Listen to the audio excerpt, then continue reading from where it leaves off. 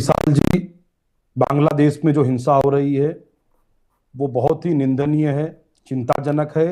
और विश्व में कहीं भी मानवता पर अत्याचार होता है तो वो निंदाजनक होता है, उसका किसी भी रूप में समर्थन नहीं किया जा सकता। और हमारी चिंताएं तब और बढ़ जाती हैं जब अल्पसंख्यकों को उनकी धार्मिक पहचान के कारण निशाना बनाया जाता है और उन पर अत्याचार किया जाता है।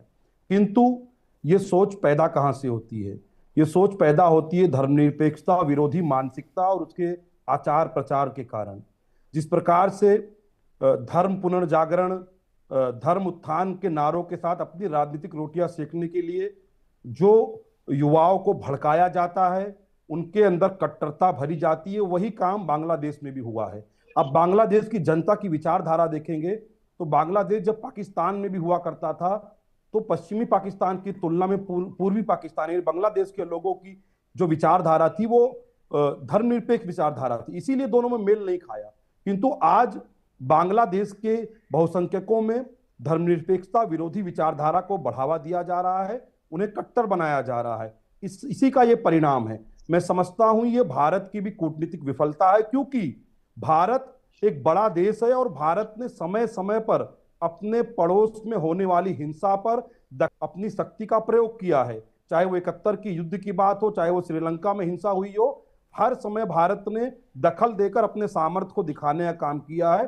किंतु ये सरकार केवल बांग्लादेश में जो अल्पसंख्यक हिंदू मारे जा रहे हैं उसका उपयोग करके इस देश में नफरत फैलाने का काम कर रही है। इसके अलावा इस पर कोई भी कार्रवाई ये भाजपा की सरकार नहीं करना चाहती है।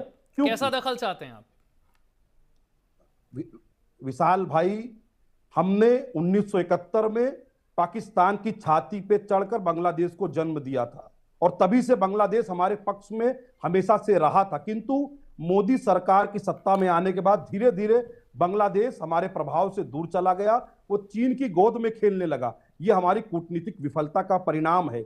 आज के समय में हमारी विदेश नीति केवल मोदी जी के प्रचार और पीआर तक केंद्रित हो चुकी है। इसके अलावा पड़ोसी देशों में हमारे विदेश नीति का क्या प्रभाव है इसकी कोई चिंता सरकार को नहीं है। और मैं कहता हूं कि जब सीए कानून लाया गया था तो यह भाजपा की जो केंद्र की सरकार है उसने जोर जोर से चिल्लाकर ये कहा था कि हम बांग्लादेशी हिंदुओं को, अल्पसंख्यकों को नागरिकता देंगे, तो क्यों नहीं ये लोग सीमा खोल देते, बांग्लादेश के अल्पसंख्यक हिंदू को लाकर यहां नागरिकता देने का काम करते हैं।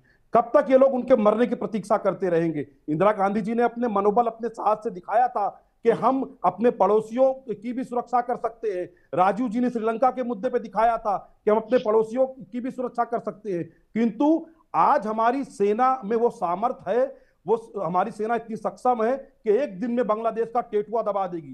किंतु दिल्ली में जो हमारी सरकार बैठी है वो कमजोर है। तो चढ़ाई करते हैं बांग्लादेश पर, चढ़ाई करते हैं बांग्लादेश पर। विशाल भाई, मेरी पूरी बात आप सुन लीजिए। क्योंकि ये सरकार इसलिए बांग्लादेश को लेकर नर्म है क्योंकि अदानी बांग्लादेश के साथ बिजली का व्यापार करता है। अदानी का व्यापार ना खराब हो जाए, इसीलिए ये सरकार बांग्लादेश के खिलाफ बोलने और कोई कार्रवाई करने को तैयार नहीं है। मैं समझता हूं कि ये मोदी सरकार की विफलता है। तो बांग्लादेश मतलब शान खान साहब, आप ये कह रहे हैं कि अगर अदानी साहब वहां बिजनेस ना करते होते तो आज भारत की फौज बांग्लादेश पर चढ़ाई कर चुकी होती। ठीक, उन्हीं के हितों की रक्षा करने के लिए भारत मौन धारण किए हुए है और मोदी जी उन्हीं के हितों की रक्षा करने के लिए मौन धारण किए हुए। स्टैंड क्लियर होना चाहिए। आपने स्टैंड क्लियर कर दिया। तपोश पाल साहब से पूछ लेते हैं, इतनी बड़ी विफलता, वो कह रहे हैं मोदी जी के आने से पहले बांग्लादेश से इतनी अच्छी दोस्ती थी, मित्रता थी, आप जब से आए हैं बर्बाद कर दिया आपने सारा।